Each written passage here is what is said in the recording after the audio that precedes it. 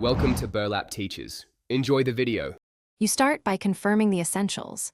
Verify the charger wattage matches the laptop's fast charge rating and use a USB-C PD cable rated for that wattage. Once done, plug into a wall outlet, not a power strip, so you get full power delivery. Make sure the port you use supports PD.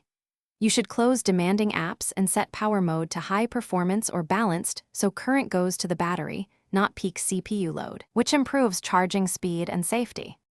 Next, reduce power draw, enable airplane mode or disconnect Wi-Fi because network activity slows charging. Lower display brightness to between 0 and 30% and turn off keyboard backlighting to cut immediate consumption.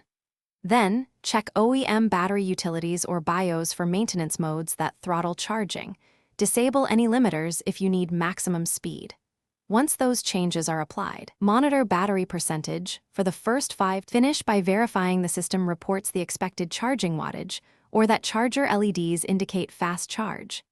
If the rate stays low, swap the cable and port first, then try a different PD charger with equal or higher wattage.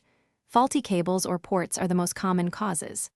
If the laptop overheats, charging still fails, or battery percentage stalls, stop charging, reboot, and retry.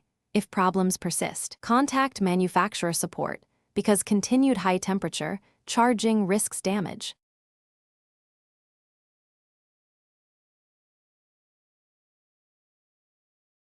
Thanks for watching. Consider subscribing if this video helped you.